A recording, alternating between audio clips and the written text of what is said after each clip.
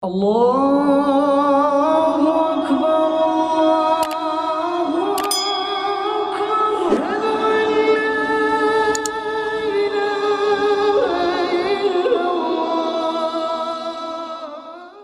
Ini ada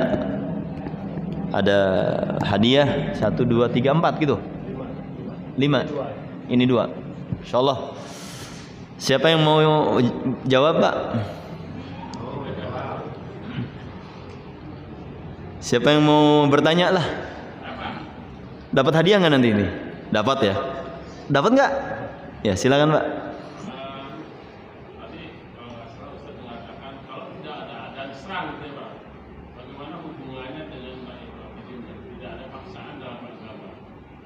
Baik. La ikraha fid din. Ketika Allah berfirman la ikraha fid din, ya. Tidak ada paksaan di dalam agama. Nah, ketika Allah Subhanahu wa taala kan berdakwah kita, Pak, berdakwah. Ya, berdakwah. Ketika mereka didakwahi, kemudian mereka melakukan ightial, penyerangan juga, melakukan khianat atau melakukan hal yang merugikan Islam. Maka di sini Rasulullah melakukan penyerangan, melakukan peperangan. Karena perang itu tidak mesti membunuh. Perang itu aslim taslam. Islamlah kalian, selamat. Kalau tidak kalian, maka kalian akan dibunuh. Kalau memang mereka tidak melawan, tidak melakukan pengkhianatan, mereka suruh masuk saja. Tapi kalau mereka melawan, ya bahkan melakukan penyerangan lebih dahulu, nah maka mereka akan mendapatkan penyerangan yang sama.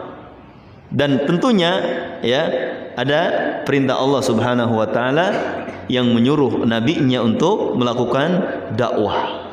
Ya, dakwah. Terus ya liyudhhirahu 'ala dini kullih, supaya nampak Islam ini di atas agama ini.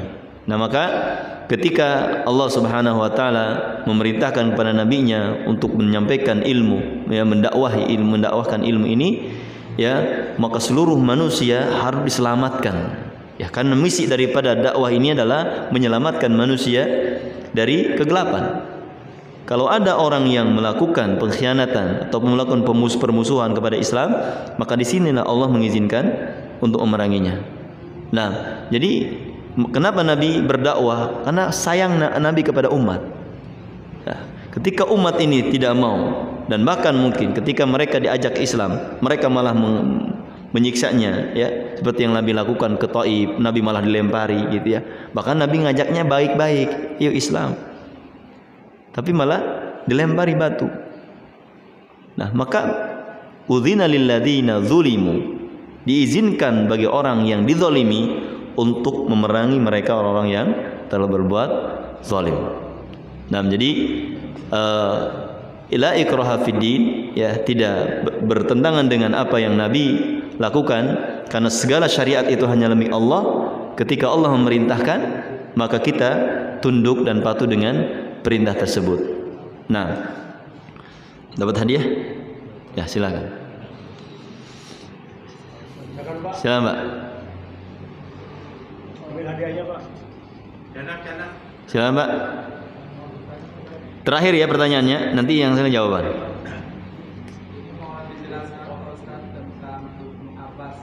Ibnu Abbas ini pernah berkata dia tidak ikut dalam perang Badar, tapi Ibnu Abbas ini dia banyak meriwayatkan hadis yang terkenal itu, tolong dijelasin Ibnu Abbas. Taib. Ibnu Abbas ketika perang Badar masih bocil, masih bocah. Ibnu Abbas masih kecil beliau. Ibnu Umar, Rafi ibnu Khudaij, Ibnu Abbas ini masih kecil. Gak boleh ketika Uhud. Nah, ada di antara Uhud mereka ya ikut serta di dalam perang Uhud. Ada yang karena dites oleh Nabi. Ketika yang kecil-kecil ini ingin perang, kata Nabi, coba kamu bisa gulat nggak? Suruh gulat. Kata Nabi, oke, berangkat. Ya. Kemudian yang kedua, bahwa Ibnu Abbas dan ibunya itu mereka masih ada di Mekah.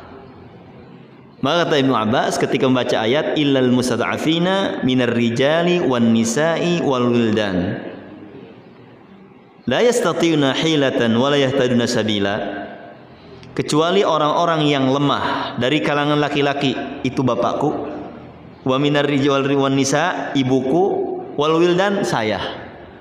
Jadi beliau ketika perang Badar masih kecil dan kemungkinan beliau masih di Mekah, tidak ikut hijrah.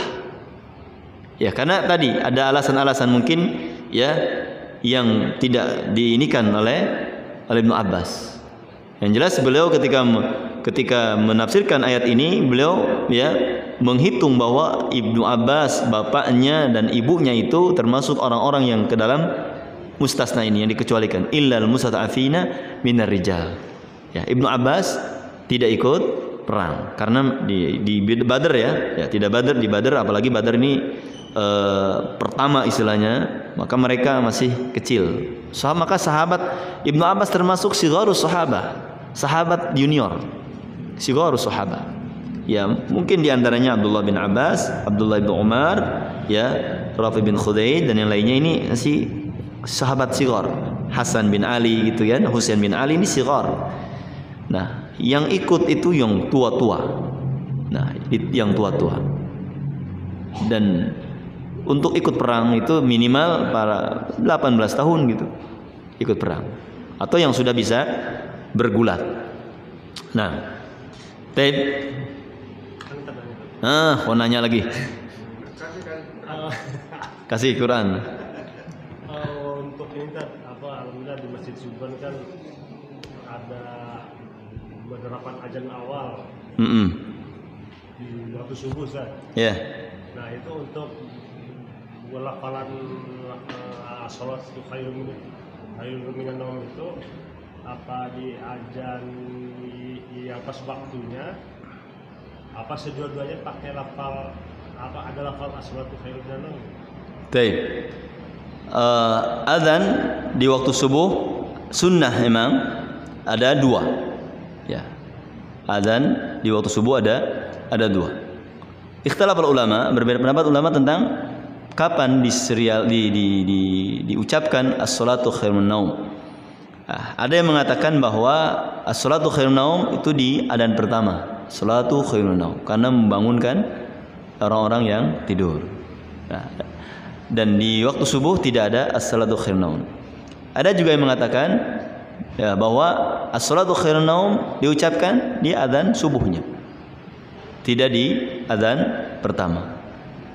Dan ada yang mengatakan dua-duanya, di adzan pertama dan di adzan kedua.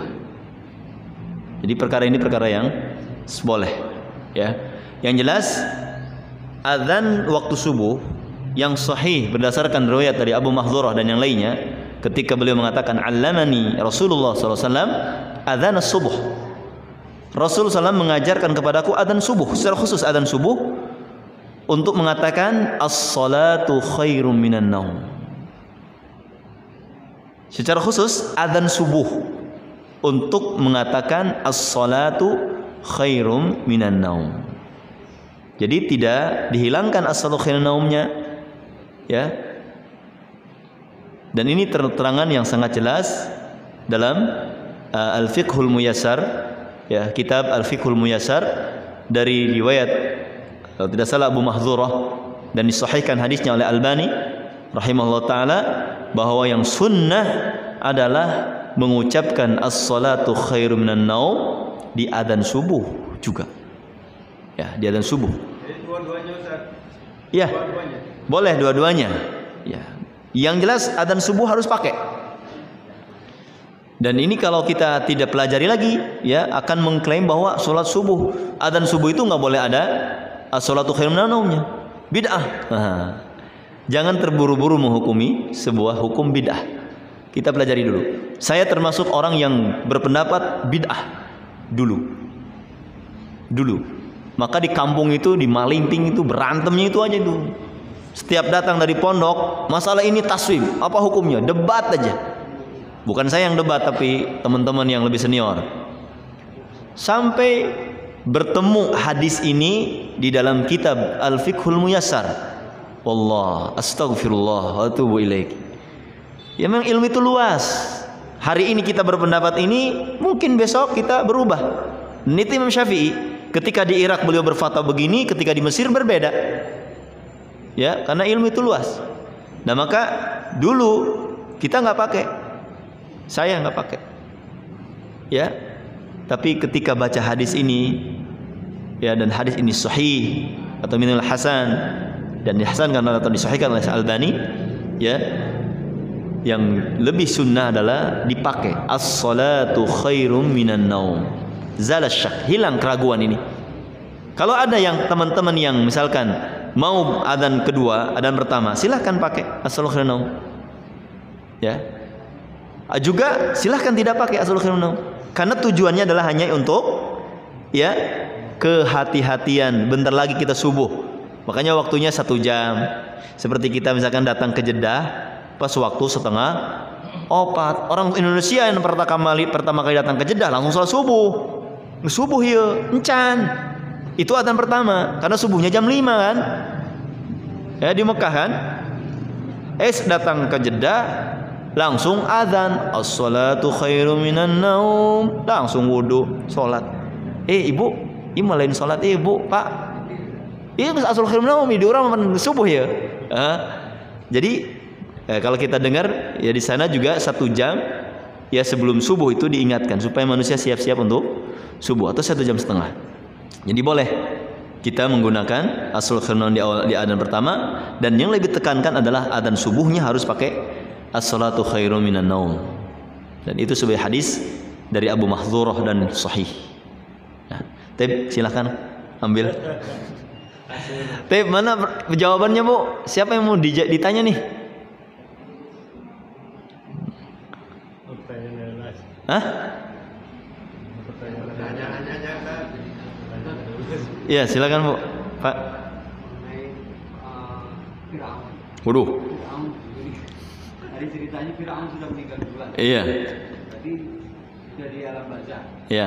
Lalu bagaimana ketika kiamat, apakah beliau juga merasakan huru-haranya kiamat itu? Jadi yang di kubur ini, apakah juga mereka merasakan huru-haranya kiamat? Atau kiamat yang di atas dunia ini. Dan ketika hari kiamat kan, itu ba'sar wa idzal qubur bu'thirat. Hancur dunia, udah hancur semua. Cepak dunia ini. Gunung naon lah. Ya, alam mahsyar ada di Syam. Udah digiring semua oleh, ya. Jadi ketika terjadi kiamat, yang di dunia ini mati, yang ada di alam kubur mereka, ya, dibangkitkan atau dibangunkan. Jadi yang mengalami huru-hara hari kiamat itu kita yang ada di dunia ini. Makanya kalau bisa kita minta kepada Allah tidak ketemu dengan kiamat, karena huru-haranya luar biasa. Ya. Mata Rasulullah, inna syiraral khalqi man tudrikuhu sa'ah. Sesungguhnya makhluk yang paling buruk itu adalah yang ketemu hari kiamat. Karena tidak ada lagi la ilaha illallah, tidak ada. Al-Quran sudah dicabut oleh Allah dari dada-dada para hafid, dan juga dari mushaf sudah nggak ada. Maka baca Quran ini sebelum diangkat oleh Allah ini. Pas mau baca, itu gunung karang hiwir kunan, baca Quran, Allahan. Terus Allah Quran apa?